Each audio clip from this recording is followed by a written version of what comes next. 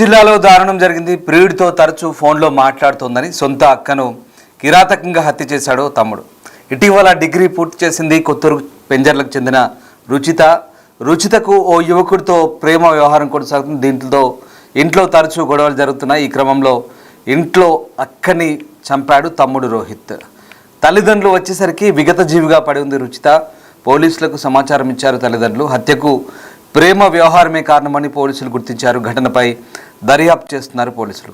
ఇటీవలి కాలంలో ఇలాంటి ఘటనలు తరచుగా చోటు చేసుకుంటున్నాయి. ముఖ్యంగా ప్రేమ వ్యవహారాల నేపథ్యంలోనే అనేక హత్యలు జరుగుతున్నాయి. సాధారణంగా మనం చూస్తున్న ఇటీవలి ఘటనలో ప్రేమ వ్యవహారాలకు సంబంధించి పెళ్ళైన తర్వాత భర్తల్ని భార్యలు ప్రియుడితో కలిసి హతమార్చడం ఇలాంటి ఘటనలు చూస్తున్నాం. కానీ ఈ ఘటన ఏకంగా తన సోదరి వేరొక అబ్బాయితో ప్రేమ వ్యవహారం నడుపుతోందని ఆగ్రహించిన ఆమె సోదరుడు ఆమెని ఏకంగా కడతీర్చాడు. ఇక రోజు ఆ వ్యక్తితో చాటింగ్ చేయడం లేదా ఫోన్లో మాట్లాడడం వంటి వ్యవహారాలు గమనించిన అబ్బాయి ఆమెని పూర్తిగా కడతీర్చాడు. ఇంట్లో తల్లిదండ్రులు వచ్చేసరికి ఆమె విగత జీవిగా కనపడుతోంది. రంగారెడ్డి జిల్లాలో ఈ దారుణం చోటు చేసుకుంది. తరచూ లవర్తో మాట్లాడుతోందని సొంత అక్కను కిరాతకంగా హత్య చేశాడు తమ్ముడు. ఇటీవల అమ్మాయి డిగ్రీ పూర్తి చేసింది రుచిత, కొత్తూరు పెంజర్ల వాళ్ళది. రుచితకు ఓ యువకుడితో ప్రేమ వ్యవహారం కొనసాగుతుంది. దీంతో ఇది నచ్చక పరువు సమస్యగా భావించిన ఆమె సోదరుడు ఇక ఏకంగా అక్కని హతమార్చాడు. ఇంట్లో తరచూ గొడవలు జరుగుతున్నాయట. ఈ క్రమంలో అక్కను చంపాడు తమ్ముడు రోహిత్. తల్లిదండ్రులు వచ్చేసరికి రుచిత విగత జీవిగా పడిపోయింది. పోలీసులు సమాచారం ఇచ్చారు తల్లిదండ్రులు.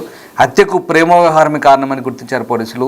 దీనిపై దర్యాప్తు జరుగుతుంది. ఇటీవల కాలంలో చోటు చేసుకుంటున్న వ్యవహారాలు ఎక్కువగా హత్యల వరకు దారితీస్తున్నాయి. ఏకంగా ఈ ప్రేమ వ్యవహారాలు అనేది హత్యల వరకు దారితీస్తున్నాయి. ఇందులో పరువు హత్యలు ఇదొక రకం.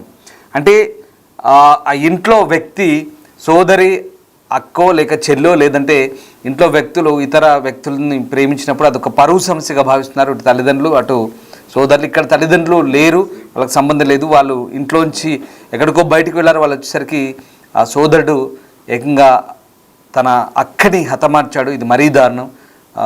పోలీసులకు తల్లిదండ్రులు ఫిర్యాదు చేశారు. ఈ ఘటన రంగారెడ్డి జిల్లాలో చోటు చేసుకుంది. రైట్, మా కొలీగ్ శివతో మాట్లాడింది. ఒకసారి ఈ ఘటనకు సంబంధించి బాధితురాలి బంధువులు కూడా స్పందించారు. ఇది అలాగే పోలీసులు కూడా ఈ ఘటనపై స్పందించారు. ఒకసారి పోలీసులు ఏమన్నారు చూద్దాం. తేదీ 28/7/2025 రోజు పెంజర్ల గ్రామానికి చెందిన రాఘవేందర్ వయసు 42 సంవత్సరాలు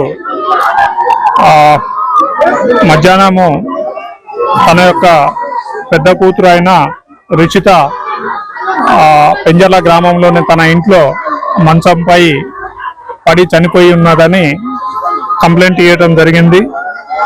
ఇటు కంప్లైంట్ విషయంలో తన కొడుకైన రోహిత్పై చంపివేసినట్టుగా అనుమానంతో పిటిషన్ ఇవ్వడం జరిగింది. ఇటు పిటిషన్ మీద కేసు కట్టుకొని ఇన్వెస్టిగేషన్ చేయడం జరుగుతుంది.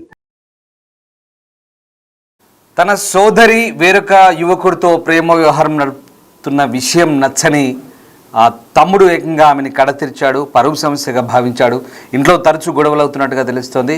ఏకంగా యువకుడితో ఫోన్లో మాట్లాడడం, చాటింగ్ చేయడం నచ్చక ఆ ప్రేమ వ్యవహారం నడుపుతున్న తన అక్కని ఏకంగా దారుణంగా హతమార్చిన ఘటన రంగారెడ్డి జిల్లాలో చోటు చేసుకుంది. అసలు ఏం జరిగింది తెలుసుకునే ప్రయత్నం చేద్దాం. మా కొలీగ్ సురేష్ ఉన్నారు. సురేష్, అసలు ఏంటి వ్యవహారం? రంగారెడ్డి జిల్లాలో ఏకంగా ఒక తమ్ముడు అక్కను చంపిన వ్యవహారం బయటకు వచ్చింది. ఇటీవల కాలంలో ఈ ప్రేమ వ్యవహారంలో హత్యలు చాలా కామన్గా మారుతున్నాయి. కానీ ఇక్కడ ఇది పరువు హత్యగా భావించవచ్చా మనం? ఇది క్షణిక ఆవేశంలో అక్కని అతి దారుణంగా హత్య చేయడం జరిగింది.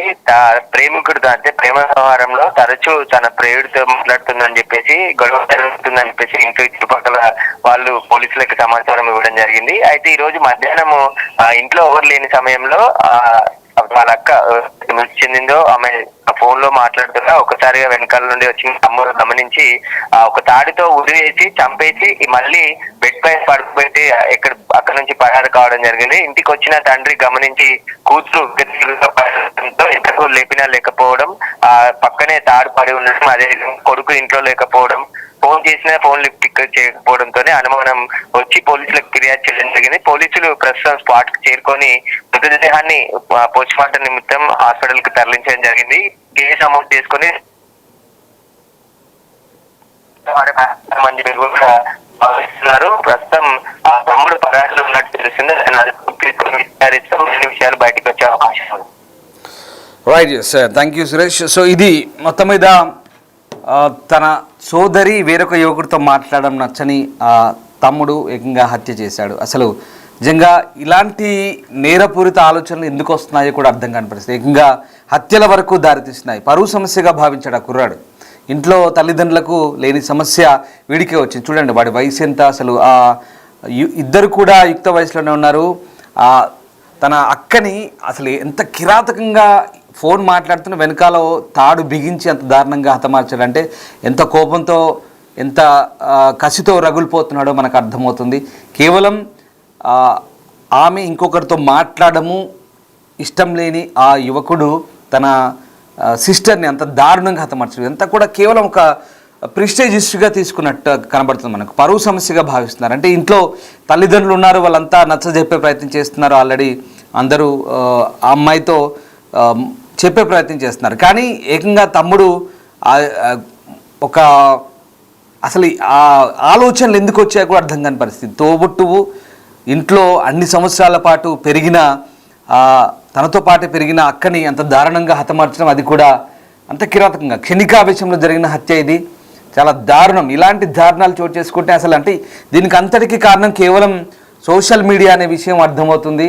అంటే మనుషుల మధ్య సంబంధాలు తెగిపోతున్నాయి, కట్ అవుతున్నాయి. మాట్లాడుకోవడం లేదు, అక్క తమ్ముళ్ళతో మాట్లాడలేదు, తమ్ముడు చెల్లెలతో మాట్లాడడం లేదు, లేదంటే భార్య భర్తలు మాట్లాడుకోవడం లేదు, పిల్లలు తల్లిదండ్రులు మాట్లాడుకోవడం లేదు. అంతా ఫోన్లలోనే నడుస్తుంది వ్యవహారం అంతా కూడా. మాట్లాడితే సోషల్ మీడియా ఓపెన్ చేయడం, యాప్లు, చాటింగ్లు, రీల్స్, వీడియోలు, ఇలాంటి వ్యవహారాలు. ఇంట్లోకి వస్తే కూడా కనీసం అన్నం తినేటప్పుడు అంటే భోజనం చేసేటప్పుడు కూడా మనసిప్పి మనస్ఫూర్తిగా మాట్లాడుకునే సందర్భాలు లేవు. సమస్య ఏదైనా వస్తే చర్చించుకునే పరిస్థితి లేదు. ఇంట్లో కనీసం అసలు ఇంట్లో సొంత అక్కని తన తోబుట్టుని ఎంత కిరాతకంగా హతమార్చాడంటే వాడి ఆలోచనలు ఏ రకంగా ఉన్నాయో అర్థం చేసుకోవచ్చు. పరువు సమస్యగా భావించాడు. అంటే ఇంట్లో పేరెంట్స్కి లేని పరువు వీడికే వచ్చింది. అంటే దారుణం. అంటే హత్యలు చేసే వరకు వెళ్తున్నారు, ఇంక ఏం ఆలోచించట్లేదు, పూర్తిగా తెగిస్తున్నారు. ఏకంగా తాడు బిగించి అమ్మాయిని బలవంతంగా చంపేశాడంటే ఎంత దారుణానికి ఎంత తెగింపు కొడుగట్టాడో ఒక్కసారి అర్థమవుతుంది. అసలు ఏం జరుగుతుంది? మానవ సంబంధాలు ఎందుకు ఇలా మంట కలుస్తున్నాయి? పూర్తిగా తోబుట్టువులు లేదా భార్యాభర్తలు లేదా అన్నా చెల్లెల్లో అక్క తమ్ముళ్ళు ఈ రకంగా అంటే పరువు సమస్యగా భావించో లేదంటే ఇతరత్ర కారణాల వల్ల సామాజికంగా తమకు ఏదైనా ఇబ్బందులు కలుగుతాయనా లేక ఎందుకు ఇంతవరకు ఇంత తెగింపులకు పాల్పడ ఒకసారి ఆ దృశ్యాలు చూడండి.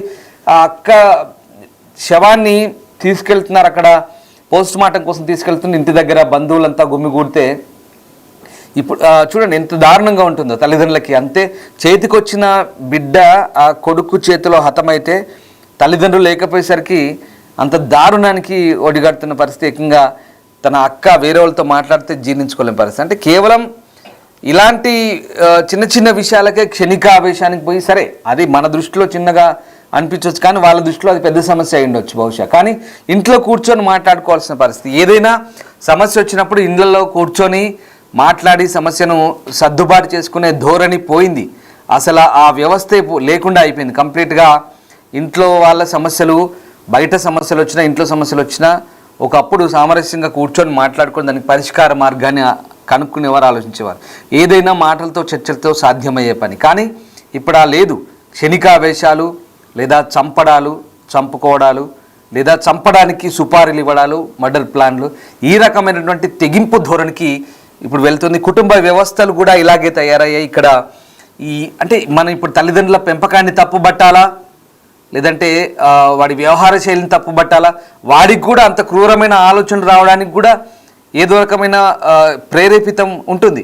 అంటే వాడు కూడా సోషల్ మీడియాలో ఇవన్నీ చూస్తున్నాడు, సమాజంలో జరిగేవన్నీ చూస్తున్నాడు.